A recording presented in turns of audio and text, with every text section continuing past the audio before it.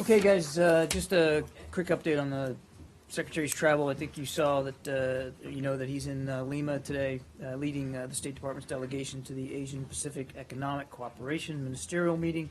He will have, or by this time has had, a number of meetings today, including bilateral discussions with the Japanese Foreign Minister, the Philippine Foreign Minister, the Taiwanese APEC Special Envoy, the Peruvian Foreign Minister, the Russian Foreign Minister, and the Canadian Foreign Minister. Some of those haven't happened yet, some have.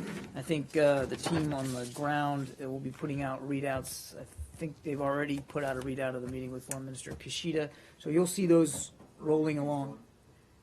That's my understanding. They'll do one for each one, so you'll see those from Mark out on the road.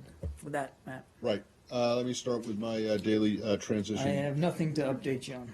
Wow, that was fast. Yep. There has been some reporting out there that there is with people expressing concern that the president-elect and his staff or vice president-elect and their staffs are having conversations by phone with foreign leaders that are not on secure lines. I'm just wondering, one, does the State Department have any idea what kind of phone lines are being used? And two, does it care? Is this an issue for security or otherwise? Is it an issue? Well, the answer to the first question is no, we don't have visibility into the method of transmission here in terms of how the calls are being set up and facilitated. I don't think it. I mean, and you know this, Matt, that it is possible, and it's fairly routine, not in every case, but in many cases for the phone calls even that we have with the foreign counterparts are sometimes done over unclassified telephone systems. Not everyone, but I would say a majority of them are done that way. And then obviously we would leave it to the transition team to speak to the degree to which what they were discussing and the degree to which any of that might have been sensitive. So anyway, so what you're saying is basically there isn't a concern from the State Department about how these calls are being done. It's not for us to comment on that right now. Well, I mean, it might be if it was Again, a problem. we don't have visibility into the content, and we that, don't have visibility into who's being who they're calling and when, and so. I mean, obviously, one would have to assume that the transition the transition team understands the limits of unclassified discussions, but that's really for them to speak to. I understand that, but I want to know from this current administration's perspective: is this a potential problem, or is it not something, as you said, that is it not something that you're at all concerned about? Because, as you said, a vast majority or a majority of phone calls right now take place over unsecure lines. It depends on what's being conveyed over an unclassified network. I mean, it's hard for me to say, is it a problem or not, when we don't have visibility into what's being discussed. I'm not asking if it's a problem. Is there a concern that it might be a problem? That's the question.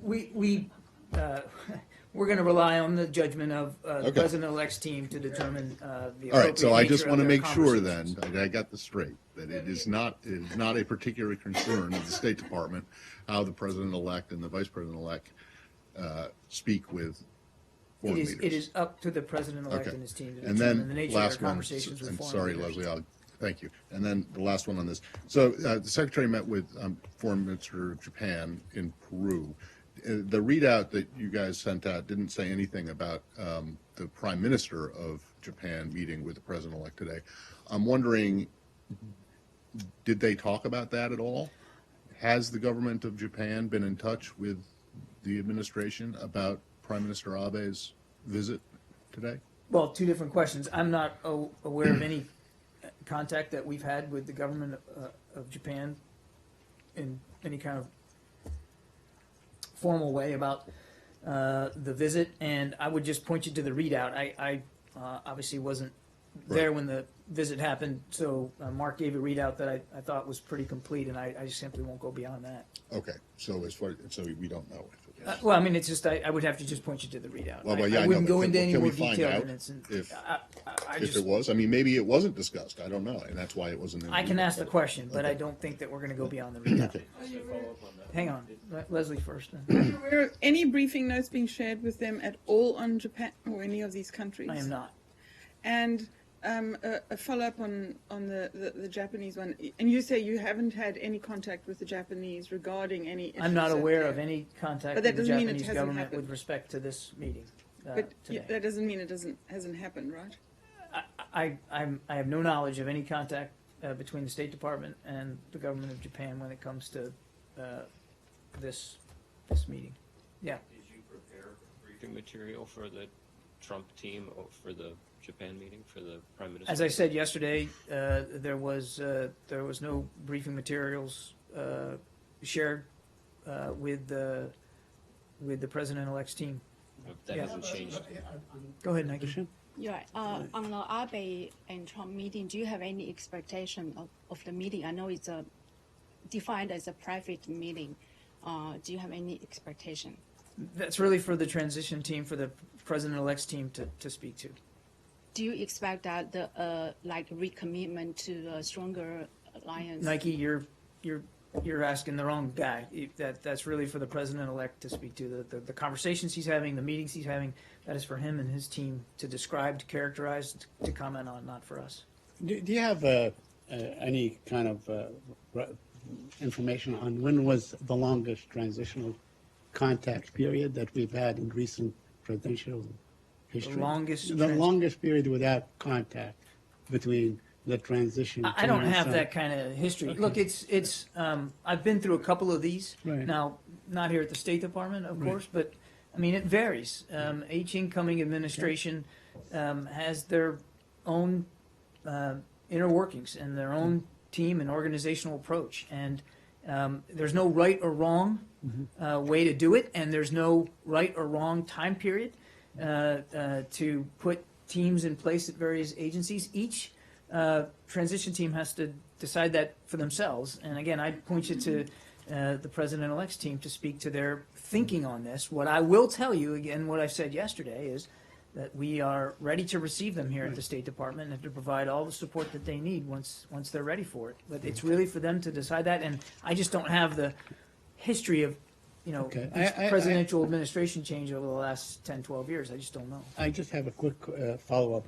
At one point, I mean, considering that tomorrow is the last day of the week, next week is really a very short week, and then we probably roll into December and so on. At what point, if they don't contact you during that period, it becomes disconcerting or, of concern to you in this case? It's it's not about concern for us, Saeed. I mean, we're ready to support them in any way that they deem fit, and we've got folks here at the State Department that are teed up and ready to do that. It's really the timing and the timeline, the way it's structured. All that is for the President-elect's team to decide. It's not about concern here. It's about Right. it's about their plans and how they want to run the transition efforts. But again, those are their decisions. But are they aware of how thick your book is that you have there? And My book? I mean, your book. I'm talking about. No, I'm serious. I mean, all these issues that you guys deal with daily and so on, and that they require a great deal of briefing. I can't speak for where their heads are on different issues about foreign policy, Saeed. I'm quite certain that they're mindful of the larger world around them and the scope of the issues that they're going to be grappling with very soon after the inauguration. But I can't speak to their level of expertise on all of. I can't even speak to my level of expertise on all this stuff. All I can tell you is that we're ready, as I said, to receive them and to offer them materials as they need to start to begin and build out their foreign policy agenda. Can you give us a figure on the Hang on a second, the Leslie. number of people that will be coming in or replacing? No idea. those who are You'd have to talk to the Like, is it President-elect. 300, 400? I have no 200? idea. I don't know, Saeed. What issues do you think are the most are the very first ones that you think that a Trump transition team needs to get a handle on at this department. Some officials are saying that the fight against Daesh is one that you can't wait until the 20th for a transition to happen. That you could, if as soon as they name someone now, that the next day they can come in and start working with the team, because you can't have any pause in that fight. It's not for me to, it's not for us to lay out an agenda of items. Well, you that- can that- recommend. But it's not I for us to understand lay that. out an agenda of items for the transition team to focus on. They will have to make decisions about what they want to prioritize in their foreign policy agenda.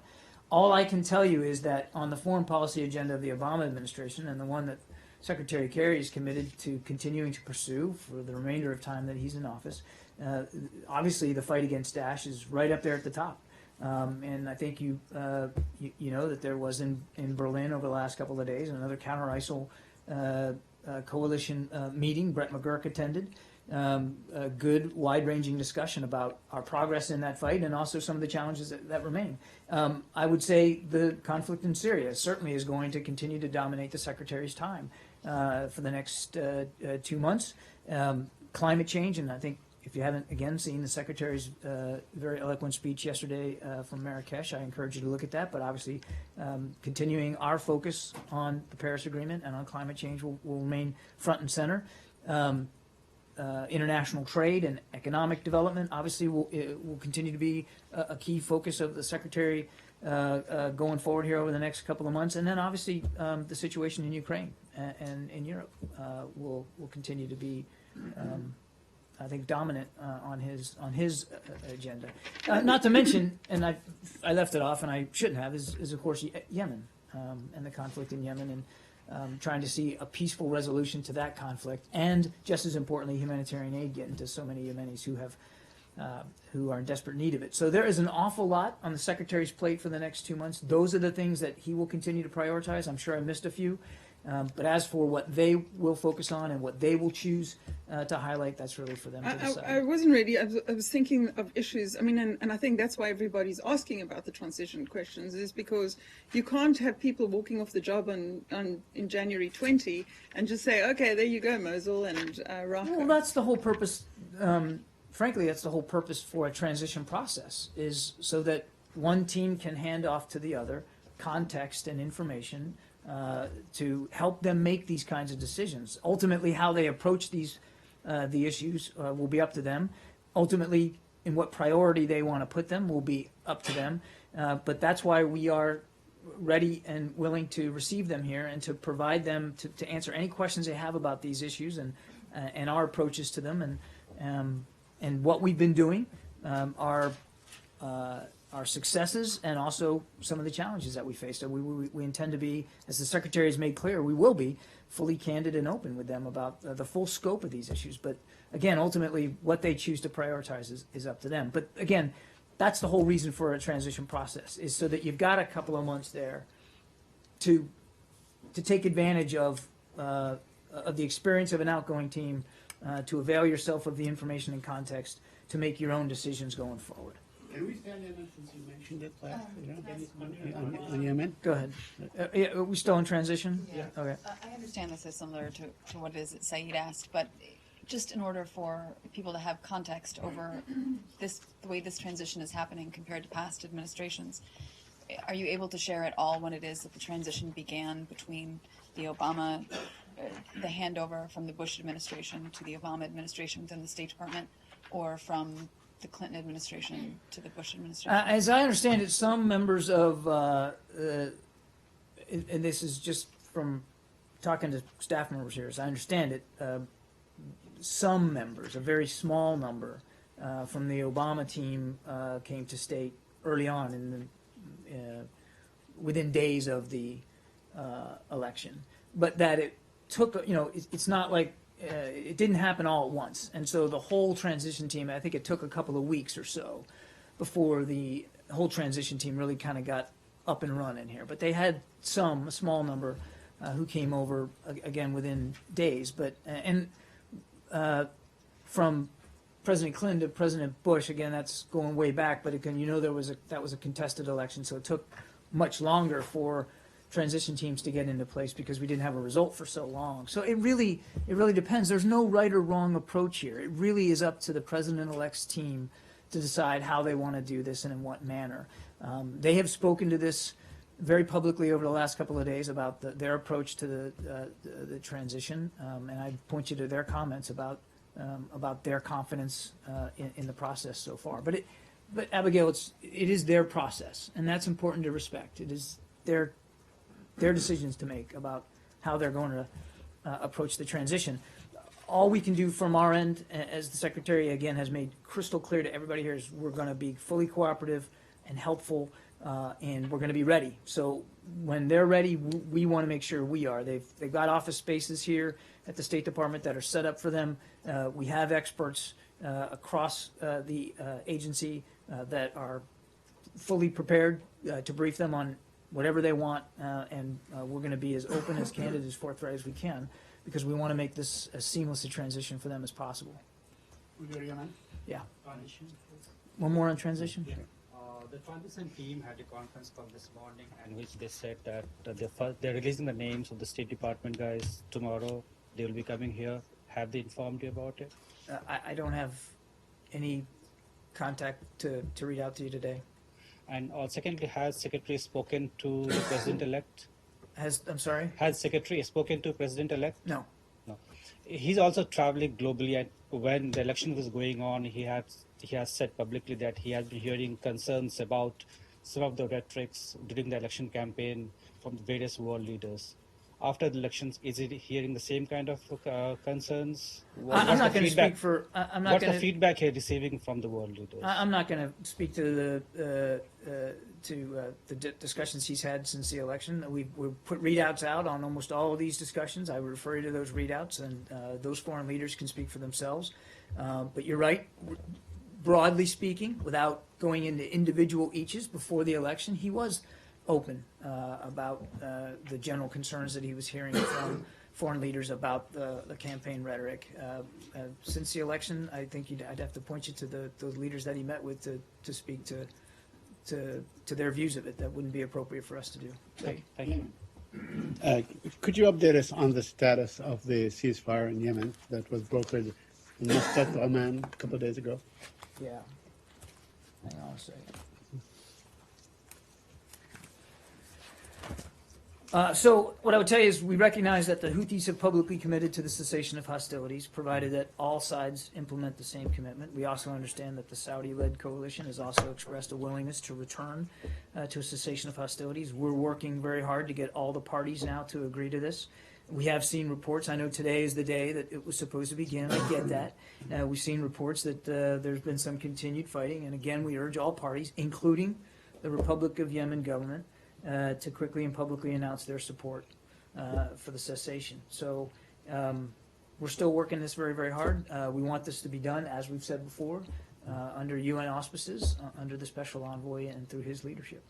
Can you tell us about the content of a letter in the meeting between, I think, Assistant Secretary Tim King, I believe, with the Yemeni President Hadi in Saudi Arabia, Riyadh, I believe? What was the content? Was there some sort of an American apology in that letter? What I'd say is that as part of our ongoing engagement, senior department officials did meet today with Republic of Yemen government officials to discuss the U.S. position toward reaching a durable settlement to the conflict.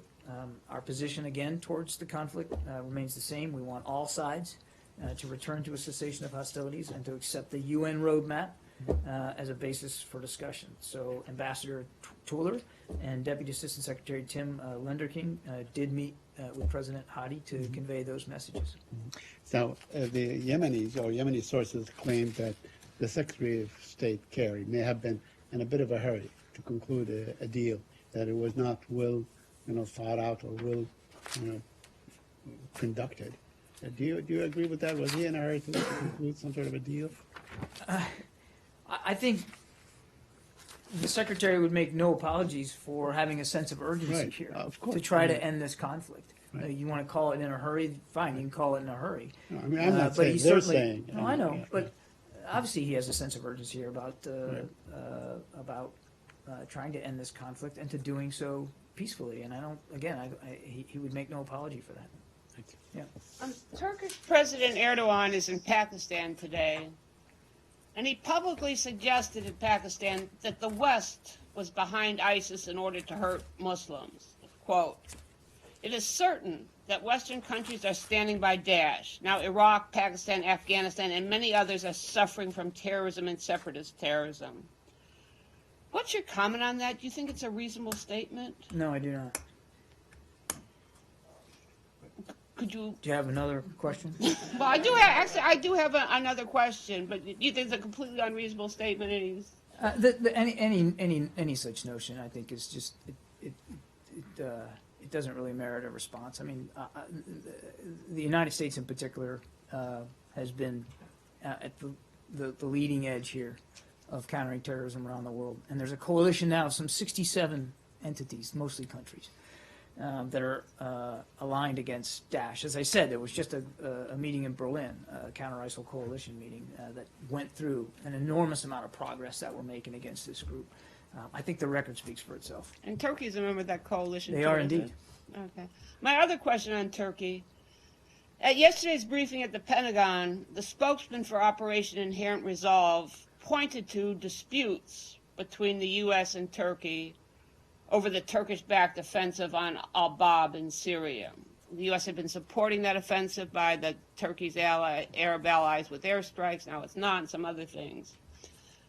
And the spokesman said that these differences between the U.S. and Turkey were being dealt with in diplomatic channels. He wouldn't speak to them. So could you help us understand what those differences are and what progress, if any, has been made on resolving them? Well, I would point you to the spokesman for Inherent Resolve to go into more detail here about what he's referring to. What I would just say is what we said before. You know, we continue to want the activity, and particularly in that part of Syria, to be coordinated, and that we've said that uncoordinated military activity hasn't been, we don't deem it to be constructive and helpful to the overall effort against Daesh. So I have nothing more to add to that. Well, But are we having constant communication with Turkish officials about the campaign in Syria? Absolutely we are. He wouldn't speak about it. When people asked, he wouldn't speak. He says diplomatic channels, which is why I've asked you. Well, one can guess at it. Is the Turkish offensive on al-Bab causing problems for the campaign to isolate Raqqa?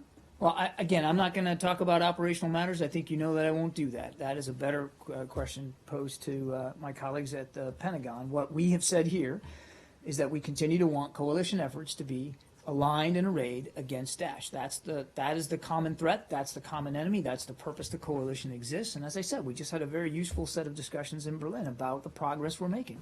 Doesn't mean that there aren't challenges to it. And one of the challenges we've talked about is the potential for uncoordinated military activity to not necessarily be helpful to the overall effort. Okay? Yeah.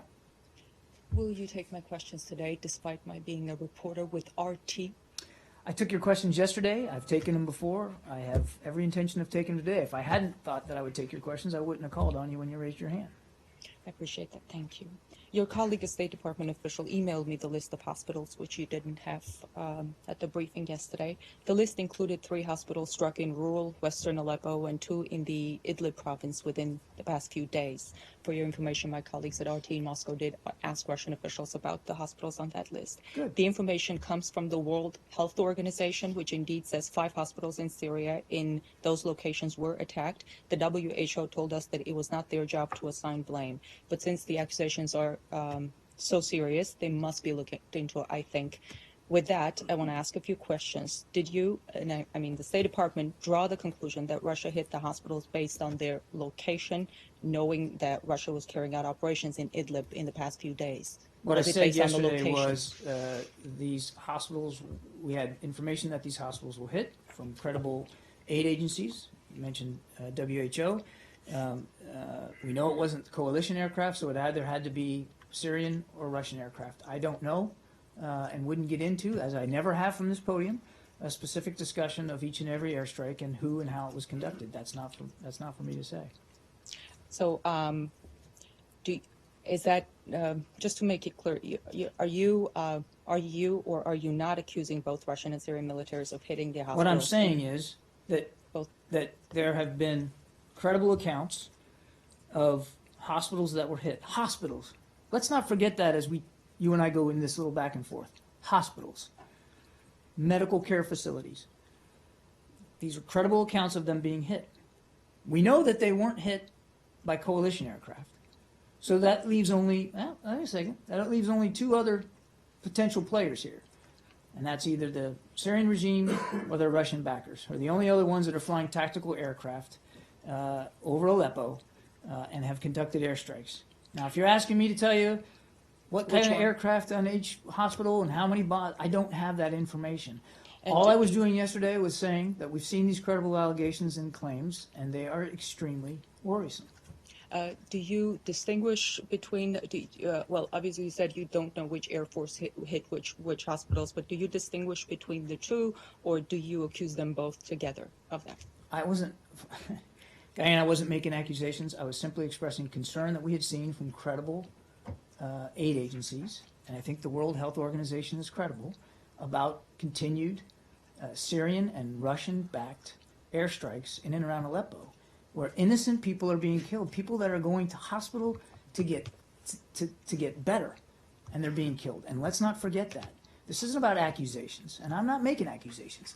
I was yesterday expressing serious concern that we still have, because we saw another report today from Doctors Without Borders that another 2 hospitals were struck today. You can go look at Doctors Without Borders on their website and see that. Okay? Yeah. Why is it so difficult to determine who struck what? I mean, in this kind of environment, we know the combatants, as you said. We know who's carrying out airstrikes and so on. So why is it so difficult to determine that this was hit at this particular time and so on? I mean, you have We don't definitely have all perfect kinds visibility. We don't have perfect visibility and say, look, I don't want to get into a military discussion here. Okay. Again, I think this is a better question to put to my colleagues across the river.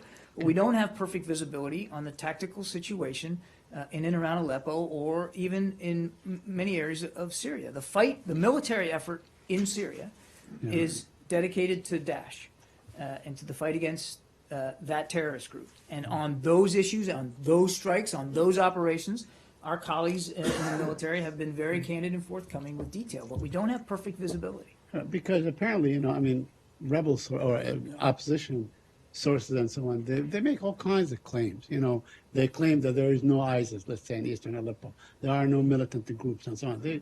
They make these. How do you determine what is credible and what is not when you don't have your own assets? We do the on best we ground? can, knitting together a fabric of information sources that we have. Some of it can come from intelligence sources. Right. Some of it comes from press reporting. Some of it comes from credible aid agencies and organizations. Some of it comes from the opposition groups that we're in daily communication with. I mean, there's a variety of sources that allow you to put together the best picture possible, but it's not perfect. And I've never said that it's perfect, our information is. And my last one on this, was there any contact between the Secretary of State and the Russian Foreign Minister? As I said at today? the outset, they're expected to Did- meet in Lima. I don't think that meeting has happened yet. As I understand it, it's happening later this afternoon, and I'm sure that Mark will put out a readout when it's over. You think there will be some sort of resurrection of the September 9th agreement?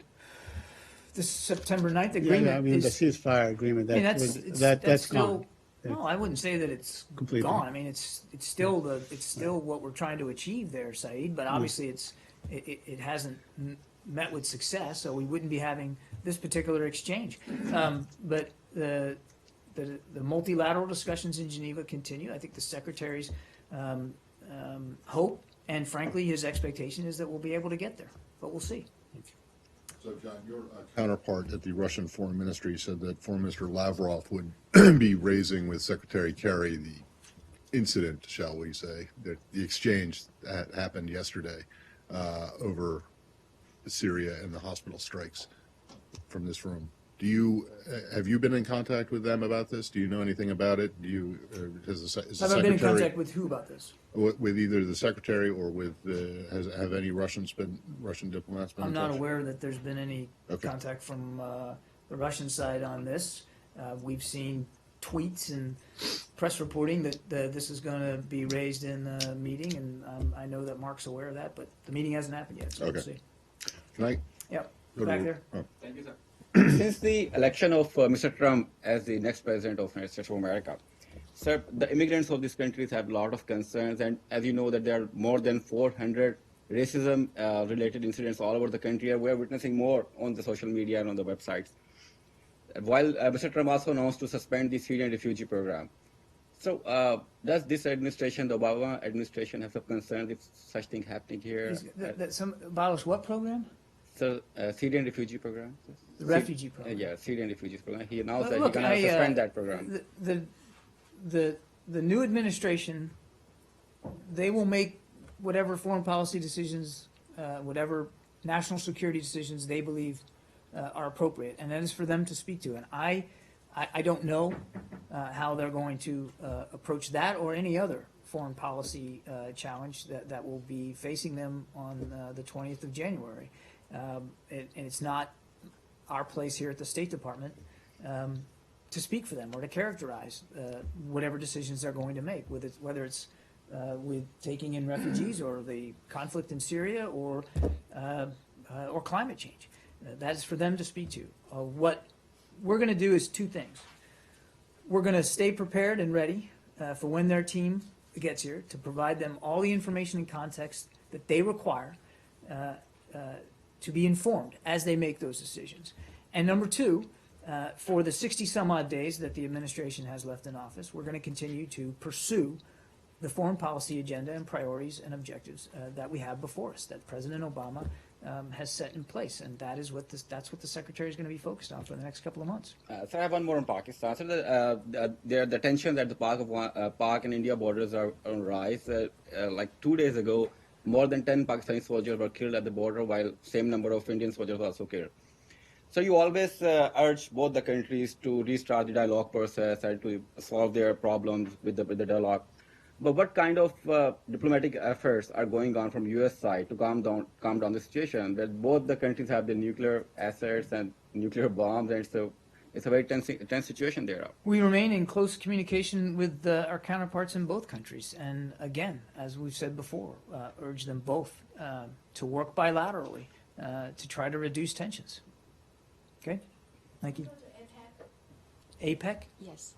I just want to make sure I understand. Did you say at the beginning that the Secretary Kerry is planning to meet with the special envoy from Taiwan during Yeah, the I think that's meeting? what I said in there, yeah. The Taiwanese APEC Special Envoy, James Song. Okay.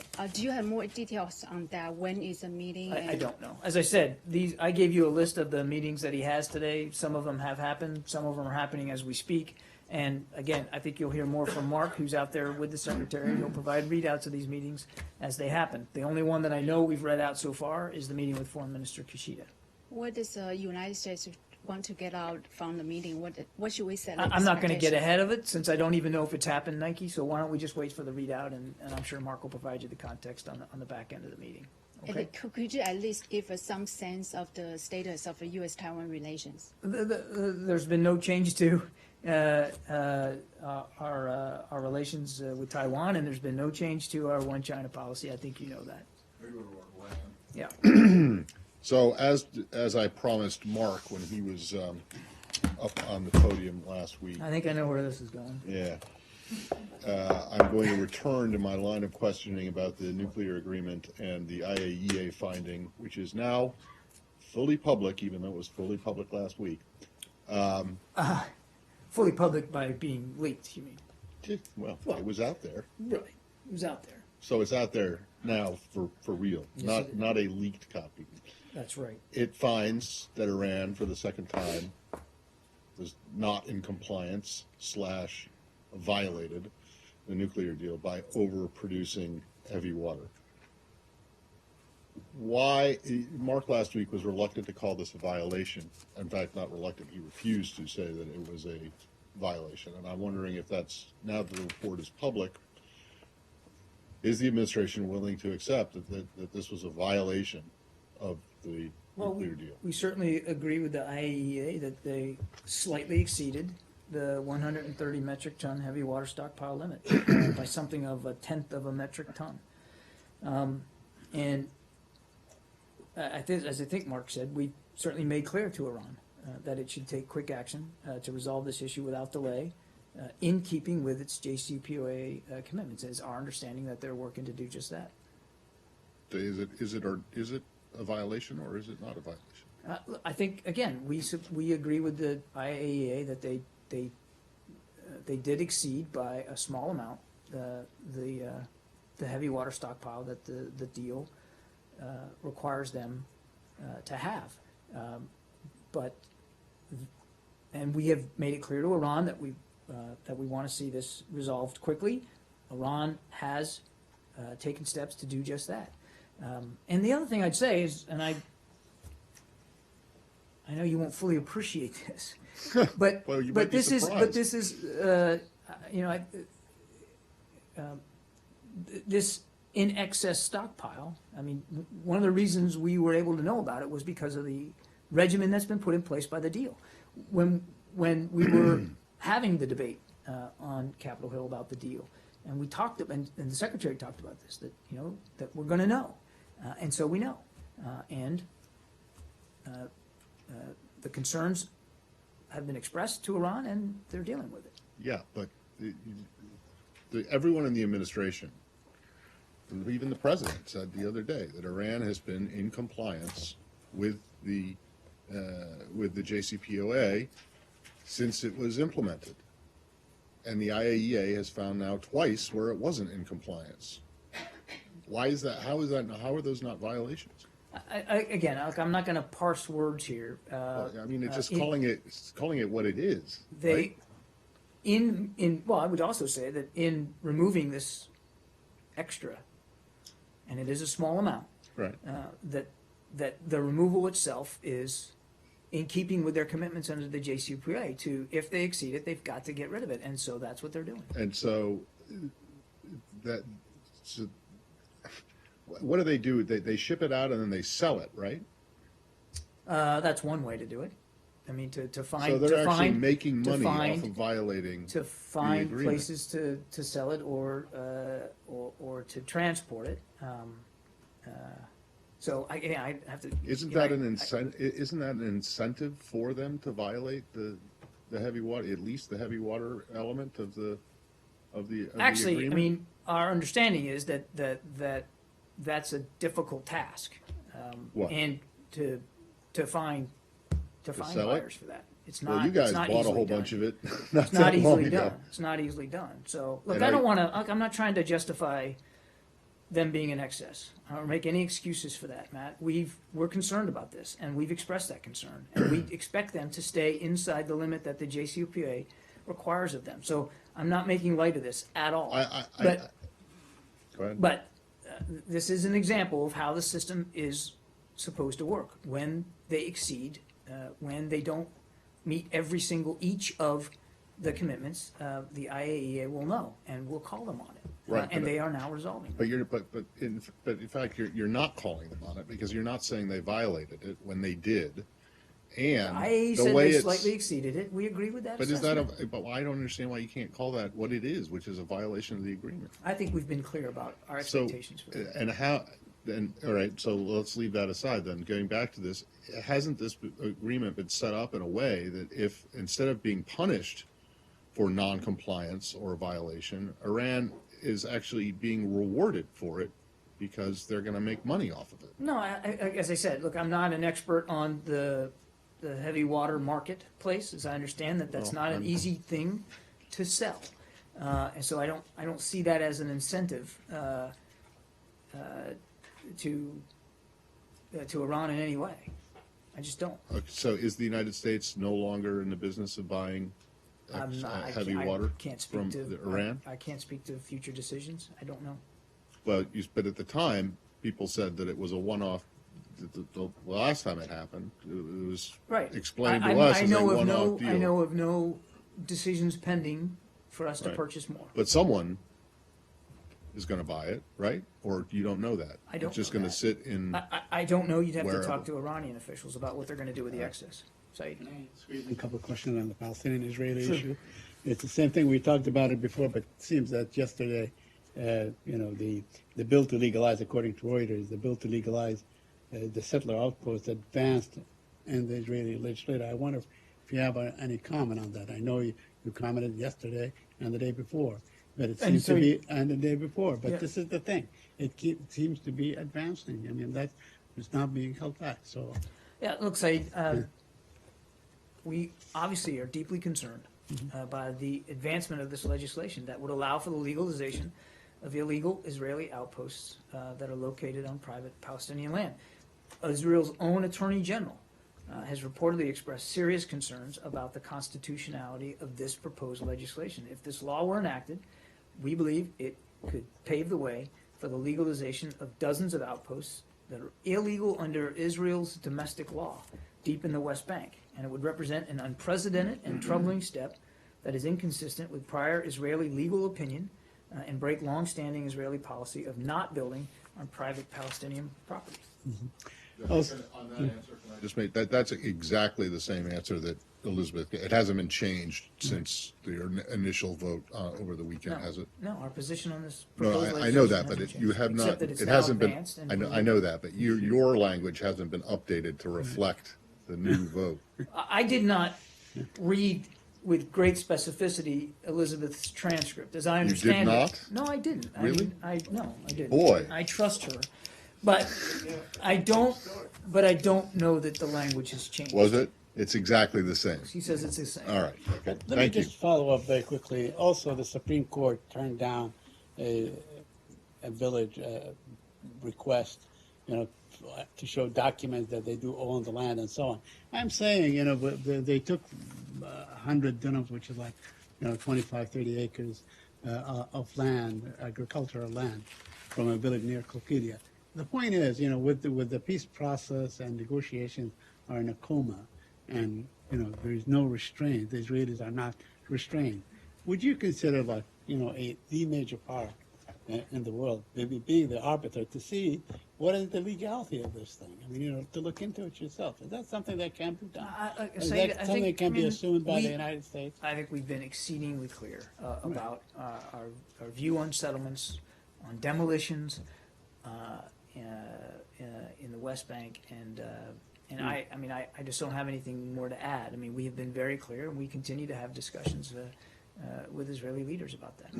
Should there be, in the absence of direct negotiations or something that you, under your guidance, that you have shepherded in the past, should there be anything that ought to be done at the level of the United Nations to look into these matters, the land confiscation, I think the settlements, and we've so on? talked- well, we're not talking about a two-state solution. We're not talking about recognizing Palestine. We're talking about something that is actually tangible and physical, which is the land, the settlement. I Should know. there be something? I'm very aware that it's Right. a tangible issue, and again, we continue to talk to all sides here, to take the kind of steps to ratchet down the tensions, to get us closer to a two-state solution. I'm not going to get ahead of action inside the UN one way or the other, but we have been exceedingly clear about our position on settlements, and that hasn't changed.